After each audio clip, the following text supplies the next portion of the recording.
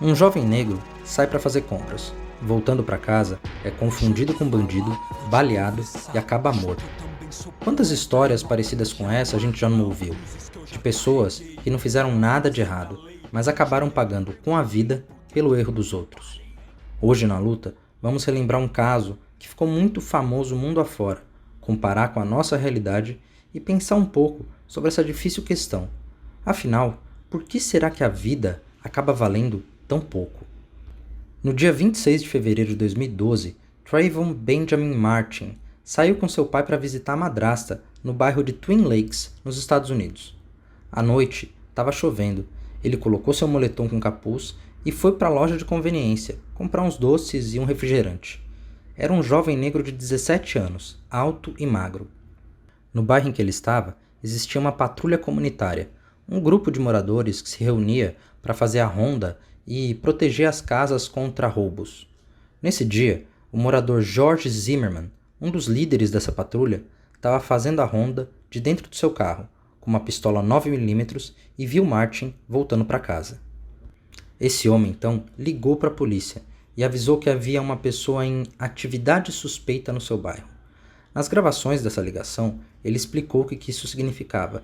O garoto estava apenas andando, isso mesmo, andando, com as mãos no bolso e um capuz na cabeça.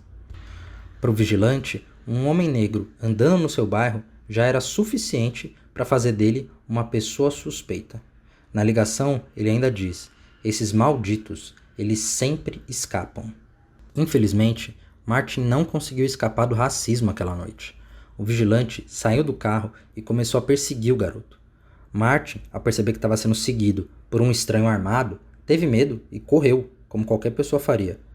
George Zimmerman encontrou o garoto, houve um disparo e mais uma vida negra foi brutalmente interrompida. A morte de Trayvon Martin causou comoção nos Estados Unidos e fora do país, mas principalmente pelo que ele representava. Afinal, Martin morreu porque foi confundido com um bandido. E ser confundido com um criminoso é suficiente para uma pessoa perder a vida, tanto nos Estados Unidos quanto aqui no Brasil. Quem não se lembra do caso Evaldo Rosa, que teve o carro metralhado pelo exército no Rio de Janeiro? Mais de 80 tiros foram disparados, a família inteira foi assassinada, porque a tropa pensou que Evaldo podia ser um bandido. O caso do João Alberto, que foi espancado até a morte no Carrefour em Porto Alegre.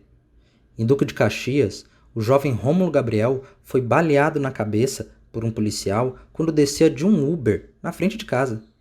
Ou do garçom Rodrigo Alexandre, que levou 3 tiros da polícia porque estava segurando um guarda-chuva.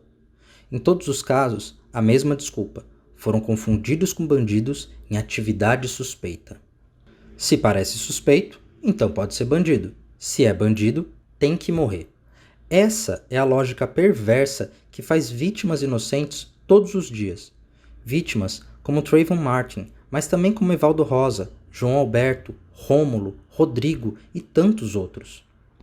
Uma lógica que só serve para destruir famílias e causar tragédias, principalmente com o povo negro. Infelizmente, nós sabemos que essa lógica assassina acaba encontrando apoio, vejam só, no próprio povo que é vítima dela. As pessoas, às vezes sem perceber, apoiam um sistema que mata seus próprios filhos, seus irmãos, que destrói as suas próprias vidas. Funciona mais ou menos assim.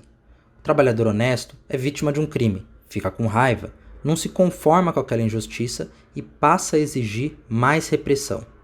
Pede que a polícia atue de forma mais enérgica, mais violenta, no limite, defende até que os criminosos sejam executados, sem julgamento.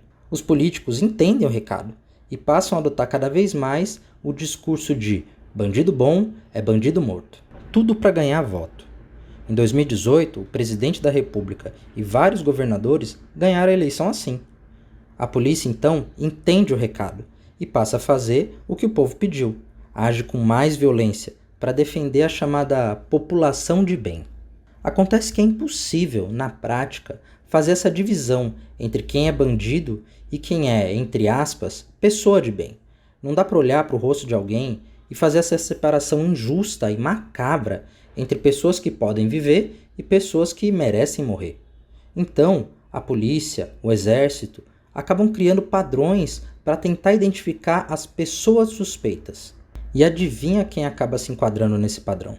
Os pobres, os negros, os jovens da periferia com as suas roupas e com seus jeitos próprios de andar e de falar. Aos olhos da polícia, são essas as pessoas em atividade suspeita, que precisam ser vigiadas o tempo todo e que acabam assassinadas, supostamente, por engano. É verdade que a violência das nossas cidades às vezes leva o povo até o limite. Um trabalhador que dá duro o mês inteiro, ganha um salário suado. Tudo que esse trabalhador consegue comprar é com muito sofrimento. Quando ele é vítima de um crime e perde aquilo que foi conquistado com tanto sacrifício, é natural que sinta muita raiva, às vezes ódio, e queira vingança. Acontece que a vingança não é uma boa conselheira. Quando esse trabalhador defende que a polícia tem que matar bandidos, ele está desenhando um alvo nas próprias costas. Essa sua atitude acaba dando força para um sistema de repressão que acaba se voltando contra ele próprio e gerando ainda mais sofrimento. Que bom seria se não houvesse crimes, a sociedade fosse justa e a gente pudesse andar tranquilo na rua. Mas não é defendendo homicídios que vamos alcançar a paz. MTST, a luta é pra valer. Carnaval, tudo igual, preconceito racial, mais profundo que pré-sal. Tira os pobres do centro.